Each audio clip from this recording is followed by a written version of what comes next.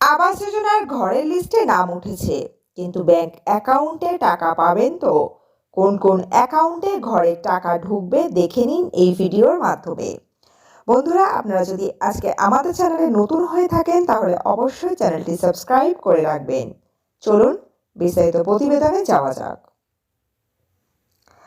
তো এখানে দেখতে পাচ্ছেন বলা হয়েছে পশ্চিমবঙ্গ সরকারের উদ্যোগে বর্তমানে বাংলা আবাস যোজনা প্রকল্পের লিস্ট সমস্ত জেলার ওয়েবসাইটে প্রকাশ করা হয়েছে।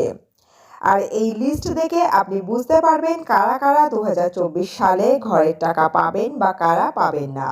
আর যদি আপনার নাম এলিজিবল লিস্টে ওঠে সেক্ষেত্রে কয়েকটি নিয়ম আপনাকে অবশ্যই মানতে হবে, তাহলেই আপনি ঘরের টাকা ব্যাংক অ্যাকাউন্টে পাবেন। বাংলা আবাস যোজনা প্রকল্পের মাধ্যমে 1,20,000 টাকা দেওয়া হবে ঘর তৈরি করার জন্য। কিন্তু কোন কোন ব্যাংক অ্যাকাউন্টে এই টাকা ঢুকবে সেটাই আমরা এই প্রতিবেদনে দেখে নেব।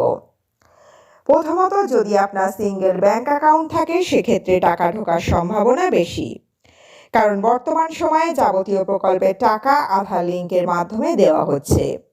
সেক্ষেত্রে যার নামে ঘর স্যাংশন হয়েছে তার অ্যাকাউন্টেই টাকা ঢুকবে।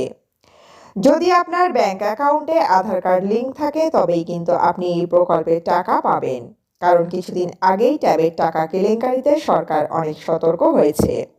আর এই সতর্ক হওয়ার কারণে যে ব্যাংকের সঙ্গে আধার কার্ড লিঙ্ক রয়েছে সেই ব্যাংক অ্যাকাউন্টে টাকা ঢোকাবে সরকার। ইকেওয়াইসি বাধ্যতামূলক। বর্তমান সময়ে বহু ব্যাংক অ্যাকাউন্টে ইকেওয়াইসি করা নেই।